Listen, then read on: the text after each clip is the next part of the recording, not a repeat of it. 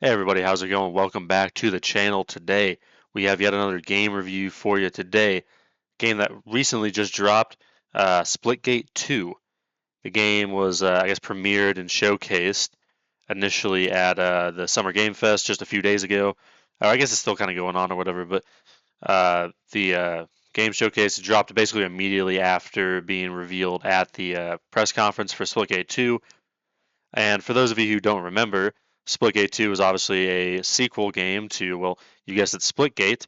It's an online PvP first person shooter that, if you don't remember the kind of gimmicks, you can kind of see them here a little bit, but it's somewhat of like a futuristic sci fi shooter that blends the elements of a few games, namely Portal, Titanfall 2, and like Apex Legends, as well as like Halo and maybe even a little Valorant thrown in there to kind of make its, own game with obviously a unique color or a unique splash of paint thrown on there on top of it.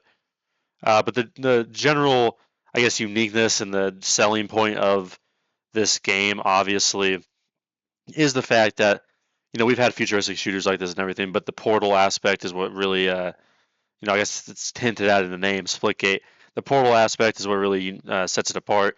Essentially, kind of like in the game Portal or Portal 2, if you played those on the PC and Steam, you can shoot these portals out and essentially get a line of sight or jump through them like you're seeing here, or this is a line of sight because you can't cross that barricade, and use portals to your advantage, ideally to get a line of sight or travel across the map and have some cool like movement abilities with that and everything. This is the tutorial. I've got some really early gameplay of both the tutorial as well as me running through some of my first games on Splitgate 2. I did play the original one, but this is obviously for Splitgate 2. This is the tutorial and some of the first games is all the footage you'll see. Missed that jump, but I suck at this. But yeah, winner of course for blowing myself up. But yeah, Splitgate 2. These are my kind of. And I just wanted to give a general game review after playing it for enough and trying to diversify myself and see everything the game has to offer and all that type of stuff. And kind of just give my general thoughts and review on it. If you want a quick review, which I know I'm already like 2 minutes and 30 in to, I guess, explaining the game essentially. My general, in a nutshell, quick review, which you can also find in the description, by the way, in most of my review videos. It's okay. It's honestly kind of mediocre and painfully average to maybe even a little below average, in my opinion. It's not particularly great. I'd give it like out of a 10 score. I don't know what you want, like a 5, 6, maybe at most a 6.5 out of 10, but that might be pushing it a little. I'd be more comfortable with like a 5.5 or a 6 out of 10 personally. It's okay. It's nothing to write home about, but it's something. I'm kind of showing you the UI and the homepage here and everything, but it's just not that great. In a nutshell, it's got a lot of stuff. It's got a lot of tropes that people are pretty annoyed with free to play online shooters like this. We'll get into it in a little bit in a second here, but that's my honest recommendation. It's okay. It is free to play, so you're not really losing a ton other than your time, obviously, by downloading or playing the game. So if you want to try it, by all means, go ahead. I'm just giving you my initial thoughts and impressions on this, but that's my initial review. But yeah, it's just I don't know. It didn't really do it for me. Splitgate, if you remember, it was a pretty unique concept because of the portal movement and the movement system and everything. That came out what a couple of years, 2, 3 years ago at this point. The original one, I mean, blew up. People were playing the hell out of it. Tons of users and players, but it died incredibly quickly. And I'm not exaggerating with that at all. It seemed like after the first couple of weeks, maybe of Splitgate, or first month or so of Splitgate really exploding onto the scene, it died pretty quickly. Will that be the same case with this game? Maybe. We'll see. There's a lot of good games coming out this year, so we'll see how longevity speaks for it. As well as initial player counts don't seem to indicate that it's going to be getting the same level of player base and hype as the first game, so it might not ever, have the fall off in general because it might not get to the same peaks that the original Splitgate did. On top of that, let's just get into some thoughts about this game. I'll go over the good briefly here, of what I kind of liked and everything about this game. And I guess it's kind of the original Split because they're somewhat similar from what I remember, but still. What I liked, it is unique. I like people trying to go up at bat and try some unique concepts. The portal idea was, I think, a better idea than it was implemented into the game, maybe, but it is a unique system. It's a unique meshing of different games. I appreciate the new attempt to add a video game like this, of course, and I thought that was pretty unique, and I commend that for both Splitgate 1 and 2, trying to recreate the formula and offer something new in the FPS scene, of course. So it is interesting to kind of do that, and it's something fresh, right? It's something we haven't seen really with both these Splitgates, outside of the several games that's meshed together, obviously. And that's, I mean, the gunplay is okay. Again, it's nothing to write home about, but the gunplay is fine. I didn't have any issues with it. I thought it, worked pretty well. We'll get to this in a second, but I don't think the diversity of it was particularly amazing in the combat system, but the gunplay flowed pretty well in my opinion. I liked the job they did with that. It felt pretty smooth, which is pretty important. I don't want to gloss over that. It is pretty important for an FPS game like this. So I did like that. Those are kind of the main things that I really commend Splitgate 2 for. I think that's what gets it to that 6 out of 10. The map design, I thought it was cool. Again, I applaud the uniqueness. And taking a new stab at something, I thought it was interesting. And I don't think the map design was necessarily horrible. It was pretty solid. So those are the main key points, the pros of this game, I'd say. And now going on to kind of my real thoughts and problems with this game, I should say. First off, if you guys watched the press conference, which has been going around quite a bit, it kind of sums up a lot of what I don't like about this game. The press conference was really corny, and it really wasn't great. Some people like it. It's mostly the people I've seen like it are just like big streamers or like medium-sized streamers who don't have a single unique thought in their head, and just kind of try to read the room, but they kind of didn't catch the memo with this one. But the press conference was really corny. The creator came out first of all in this like horrendous fit, some like t-shirt and sweats with this like "Make FPS Great Again" kind of like Trump ripoff hat, and it was really weird. Um, he essentially, apart from just showcasing Splitgate and announcing Splitgate 2 briefly, essentially just kind of ripped on the entire FPS industry for the entire press conference, not just with the hat, obviously, but just taking shots at, the FPS industry in general, and particularly games like Halo and Call of Duty, as well as like Respawn Entertainment, the guys behind Apex Legends and Titanfall. He's like, why don't we have Titanfall 3? It's like, well, maybe because a battle royale that you put into the game that I'm playing right now is, kind of delayed that and shifted the focus of Respawn Entertainment. So it's a little hypocritical to say that and then go ahead and do that. But I digress. We'll get into it in a minute. But it was just a really bad press conference and announcement, I think. Obviously, there's the whole politics side of it that I'm not really going to dive into on this channel. But I think it is a bad move, regardless of which side you kind of take there with the Trump thing or not.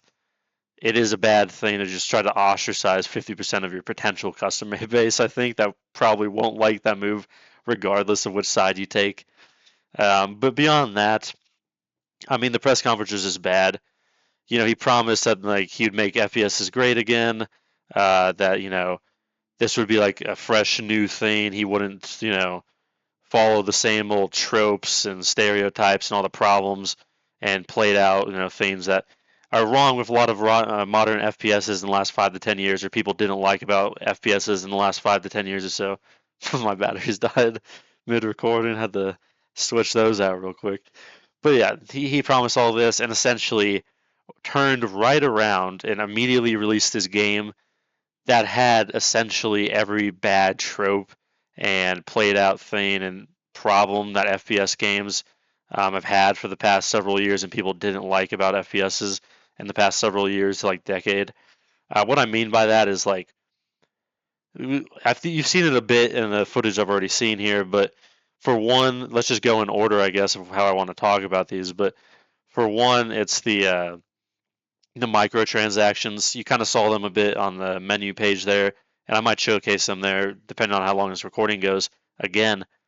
But there's a lot of microtransactions in this game that are really shoved down your throat here with its own store tab, and it's pretty pushing the game, as you'd kind of expect from a free-to-play game, because they do have those. But honestly, I'm of the opinion in the group that For FPS games or games on consoles and PCs, mobile's a different world, but on those consoles and PCs, I'll buy a game if it doesn't mean you're going to bombard me with all of these battle passes and all of these microtransactions and all of these pay to win or even cosmetic items. I don't really care which one it is. Obviously, pay to win's pretty bad. Which that again another good thing. None of the microtransactions in this games are pay to win. That's pretty good. I commend them for that. But on the same time, a lot of the cosmetics are there's a lot of microtransactions push, and it's not necessarily fairly priced. It's incredibly overpriced for what you're getting in any of those. The cosmetics aren't great either. You're really paying for some, in my opinion, anyways, kind of poor cosmetics, and you're paying a lot of USD for them or whatever your currency is. Obviously, I believe this is a global release, hopefully. But regardless of that's one thing. Another thing that they did that is another FPS trope that kind of has been annoying and played out at this point, at least to me. They do have like a season pass, like a battle pass thing in here that you kind of follow along with. I've always not been a proponent of seasons and battle passes. I don't really see the need for most games to have them. I think it's just another annoying thing for me to follow or potentially buy.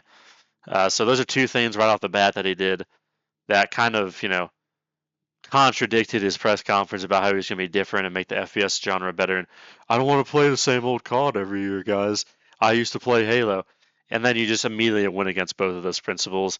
Essentially copied pretty closely what COD's been doing with a battle pass, with a lot of customization, microtransactions, with adding a battle royale that you're seeing here, game mode into their game and making that a core focus of the game instead of the multiplayer, which is the next point I really wanted to hit on here. As you're seeing here, Splitgate 2 does have a battle royale. The first one did not, I believe, unless they added it later. But yeah, the main focus of this game and the main thing that they really showcased is battle royale, and it contradicts its press conference not only with the COD thing because that's kind of the same thing they've been doing recently, but also saying, "I wish we had Titanfall 3 too." Well, you know why Respawn Entertainment shifted its focus away from the Titanfall series, at least for the moment. Hopefully, we get it at some point, and towards fucking what is it, Apex Legends and Battle Royales. It's because Fortnite and Warzone and Blackout and eventually Apex Legends and PUBG and stuff. These games all blew up. Respawn threw their hat in the ring of Apex Legends. It did pretty well, at least for a little bit there, and it completely shifted away its focus. A lot of people said it is detrimental to the FPS industry because a lot of people were going towards that, towards the detriment of their core game, like Call of Duty, which is mainly a first-person shooter. The multiplayer is the core focus, but it has kind of shifted to Warzone over the years, much to the detriment of the game, which he hinted at. And then it proceeded to do the same thing with releasing a subpar battle royale game that takes away from the core focus of Splitgate and is the arena shooter. You will see eventually in this game they do have arena shooter modes. Both it's kind of two different like subcategories. It's like arena, like just general quick play arena, as well as like onslaught, I believe it's called. I don't know. You'll probably see it at some point, but it's like essentially just bigger teams and more objectives to capture. That's what they have right now. There is a couple of game modes like no portals as well. That's either coming soon or you have to get to a certain XP range to unlock it. They do have some custom games, obviously, if you want a private lobby, and they do have like the lab, which is essentially like the forge from Halo, from what it seems like. Make custom maps and game modes and shit. So those are the game modes they have. Not incredible diversity, but yeah, a main focus is on this battle royale here. They put a lot of eggs in this basket and kind of made this a pretty main focus of the current like game here. Again, but you can say what you want about a battle royale. It's not necessarily positive or negative depending on how you look at it. It's more how you look at it. Obviously, I think, in my opinion, not every game needs to be a battle royale. There wasn't much of a need to add this battle royale. It takes away from the core focus of this game, in my opinion, which should be the arena shooter and maybe a competitive scene if you want to add that in there in like a ranked game mode. I am not a huge fan of it. I think I'm pretty tired. At least in my person, this is one man's opinion. I'm kind of tired of battle royales at this point. I don't particularly like them. I would have appreciated just putting more focus into the main core multiplayer, or maybe adding more game modes or more diversity in other areas. But that's just my opinion. If you like it, it is what it is. It's okay. It's not nothing great. The map's a bit kind of small and compact, maybe. Well, it's split up into these different worlds and zones that kind of collide and stuff, so it's a bit weird. but I don't know. It's a unique thing again, but I don't know. I just didn't really care for it that much, and I don't think everything needs to be a battle royale. So it wasn't huge on that. Another thing that they did in kind of contradiction in their press conference about not following these other FPSs. There's no competitive matchmaking, which is something people really didn't care for upon this game's release, and realizing that there is no competitive matchmaking as of now. There's no ranked system or anything. You're just playing kind of general play, I guess. Whatever. And again, I don't think it needs to. Every game needs to have a competitive ranked ladder. I just think it would have fit pretty well into a game like this, especially if they didn't have a battle royale and focus more towards the arena shooter. And people were generally upset that that wasn't at least in the game right now, but that could change later. On top of that, you know, some other aspects of this game I didn't really care for that much. I said the gunplay worked pretty well. I think it does. I didn't mind the gunplay at all, but I will say there's not a ton of diversity as far as guns go. They have everything. They have a battle rifle, they have a marksman and sniper rifle, a shotgun. Um, they have pistols. They have a rocket launcher that kind of spawns in as like a unique reward and unique, I guess, what was the word? Like power up weapon, almost kind of like Halo with those particular guns. They have submachine guns. The only class I haven't really seen, or the only class of weapon they're kind of really hugely missing, in my opinion, is some sort of like either LMG or like turret gun that I think might be a good addition to add some diversity. But yeah, that being said, they have everything, but there's not a ton of diversity. Um, Really, there's only one of each of these guns for whatever loadout you're rocking at the moment, or whatever class you're playing. There's not a lot of room for trying out new guns. Or like, don't imagine COD where it's like, oh, each subcategory has like 6 or 7 or 8 options to choose from, and oh, there's 4 shotguns at least you can choose from. It's not very varied, so there's not a lot of diversity there. On top of keeping with the diversity theme, there's not a ton of diversity in classes, I guess. This is a class-based shooter. There's 3 at the moment, each have their own like unique ability, essentially. Um, Not hugely greatly game changing or anything, but they each have unique abilities that they bring to the table. Not only 3 classes though, not a ton of diversity. I don't know if they purposely went for that or not, or they will add some later, but as of class-based shooters, probably the least amount of selection I've seen in a modern multiplayer FPS game like this. So that's something to consider as well. And then going off of that, game modes. Again, there's not a ton of game modes. They obviously don't have any like ranked or competitive ladder, so that's just completely void of the game right now. But outside of that, they have the battle royale game mode. They have private matches in the lab, which is the forge.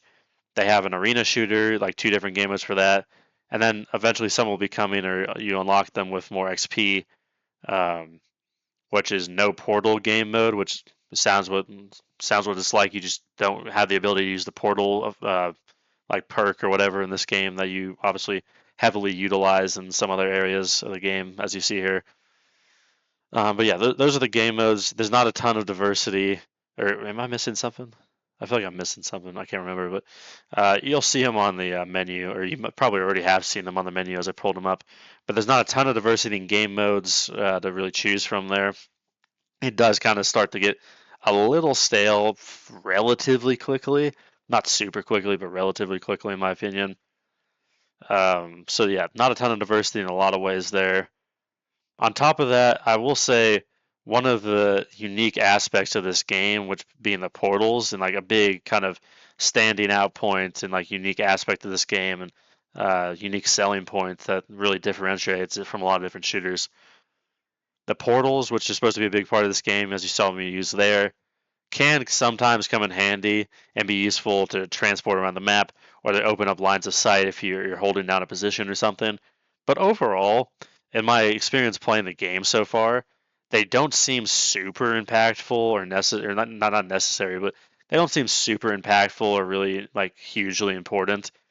I've played games where I've hardly ever, if I or just straight up don't use the portals that they give you, just because I didn't feel the need.